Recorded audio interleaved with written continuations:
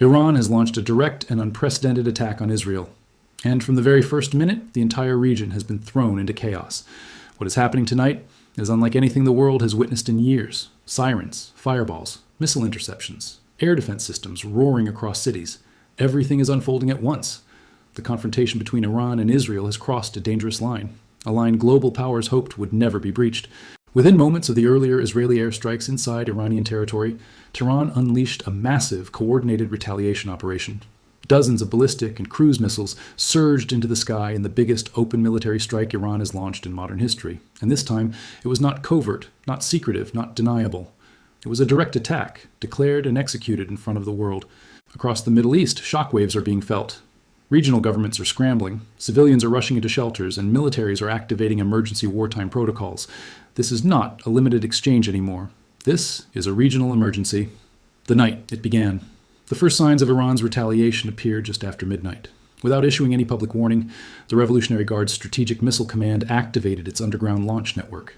Inside hardened bunkers, some buried deep beneath mountains, others hidden in remote deserts, teams armed with launch codes initiated firing sequences. Massive armored silo doors slid open. Underground elevators raised missile platforms into launch position. Commanders in dimly lit war rooms gave the final authorization. Within seconds, the night sky over several Iranian provinces turned bright red. Missile plumes shot upward like blazing pillars of fire. The roar could be heard for miles. Civilians recorded the launches from rooftops and highways, shouting, "It's happening!" as the entire horizon flickered with flames. Radar networks across the region immediately detected dozens of simultaneous heat signatures. Air defense operators in Israel, the United States, Jordan, and Saudi Arabia watched in real time as the missile tracks began arcing toward the west. Israel's early warning radar systems issued instantaneous alerts.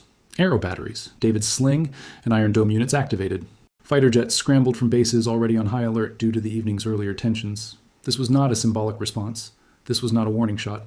Iran had launched a full-scale retaliation. Israel under fire. As the missiles crossed into Israeli airspace, the first sirens began blaring across multiple regions. Residents of southern, central, and even northern cities scrambled into shelters.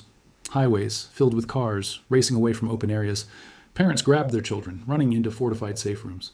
Israel's air defense systems launched their interceptors. Bright arcs streaked across the dark sky as Arrow missile defense units locked onto ballistic targets. The air reverberated with deep booms, some from successful interceptions, others possibly from impact points. Unconfirmed videos show fiery explosions in the distance. Shockwaves rattled windows. Smoke trails lingered above the cities. Military bases believed to have been involved in earlier Israeli operations were among the first to engage their defensive shields. Nevatim, Palmachim, and Ramon air bases saw heavy defensive activity as radar and interceptor networks coordinated to deflect the incoming barrage. News agencies began receiving rapid, chaotic reports. Multiple interceptions visible. Loud explosion heard near the coast. Residents instructed to stay indoors. The Israeli government activated the highest level of emergency protocol, instructing citizens to prepare for potential additional waves of attacks. Shelters quickly filled. Public transport shut down. Power fluctuations were reported in several regions as defense systems drew immense electrical loads. American bases targeted, but Iran's retaliation was not aimed at Israel alone. Almost simultaneously, reports emerged that Iranian drones and short-range missiles were targeting American military installations across Iraq, Syria, and parts of the Gulf. The attacks were highly coordinated. U.S. bases received emergency alerts within seconds of the first Iranian launches. Troops were ordered into bunkers, anti-drone and anti-missile systems activated. While details remain limited, early reporting suggests at least 3 American installations came under fire. Smoke was seen rising from one site in western Iraq. The situation remains fluid, but the message from Tehran was unmistakable. If Washington sides with Israel militarily, Iran is prepared to open additional fronts. The Pentagon condemned the strikes as reckless, but acknowledged the severity of the moment. U.S. fighter jets were scrambled. Naval assets in the Gulf repositioned into defensive formation. Washington began emergency consultations with its allies. Tonight, the Middle East is witnessing one of the most dangerous chain reactions in recent memory. Iran celebrates and prepares for what's next. Inside Iran, scenes were dramatically different. Crowds poured into public squares watching state television broadcast live footage of missile launches. Patriotic music played. Commentators declared that Iranian sovereignty had been defended. State TV showed commanders deep inside fortified bunkers monitoring flight paths and assessing impact reports. Analysts on Iranian networks claimed the operation had already achieved strategic success. Officials warned that if Israel or the U.S. launched new attacks, Iran was ready for additional phases of the operation.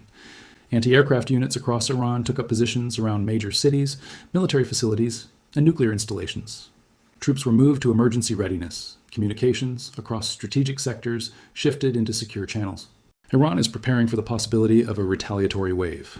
Israeli Air Force goes airborne. In Israel, jet activity surged dramatically. Fighter squadrons lifted off from multiple bases. Residents across the Jordan Valley and southern regions reported aircraft moving in formation toward eastern air corridors. Analysts believe Israel may already be preparing its counterstrike plans. Targets could include Iranian command centers, missile storage sites, or Revolutionary Guard bases. Some reports suggest that Israel is updating strike packages for deeper, more strategic targets inside Iran. The next 24 hours could define the direction of this conflict. If Israel responds with a large-scale attack, Iran has signaled it will escalate further. If Iran expands its campaign, for example, by involving regional proxy groups, Israel may retaliate even harder. If the U.S. is drawn in due to attacks on its bases, the conflict could expand dramatically. This is the danger of the moment. Every action now risks triggering 3 more: regional panic and international fallout. Across the region, ordinary people are terrified. In Lebanon, Iraq, and parts of Syria, civilians reported hearing jets, explosions, and missile trails overhead. Several Gulf nations shut their airspace, grounding civilian flights. Embassies issued emergency warnings. Oil prices spiked instantly, sending shockwaves through global markets. Diplomatic offices in multiple countries began evacuating staff. The United Nations announced an emergency session. European leaders begged both sides to pull back before the conflict spirals beyond control. Meanwhile, Russia and China issued carefully worded statements condemning the escalation, blaming both sides, and calling for immediate negotiations. But their calls appear to be falling on deaf ears. Tonight, traditional diplomatic channels look frozen. Behind-the-scenes intermediaries who usually prevent direct conflict between Iran and Israel are quiet. It appears neither side is willing to back down. Israel insists it acted to prevent threats to its security. Iran insists it is defending its national sovereignty and responding to aggression.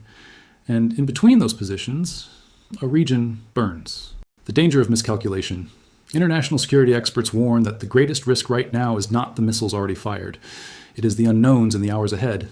If a radar operator misreads a signal, if a fighter jet strays off course, if casualties are higher than expected, if one side believes another is preparing a larger strike, any of these could trigger another round of attacks. This is a moment where even a single misunderstanding could set off a chain reaction. Across Israel, civilians continue hearing warning sirens. Shelters are overcrowded. Roads are packed with families fleeing major cities. Videos show people running down stairwells, carrying children and emergency supplies. In Iran, major cities brace for potential Israeli retaliation. Military vehicles move through the streets at night. Anti-air batteries reposition around nuclear facilities and government centers. State media instruct citizens on what to do in an emergency. Both nations are preparing for the worst.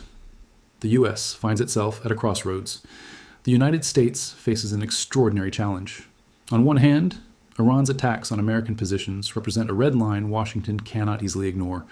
On the other, a large-scale American counterattack could ignite a regional war the world is not prepared for.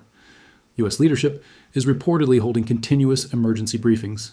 Top military officials are evaluating damage reports. Diplomats are communicating urgently with regional allies.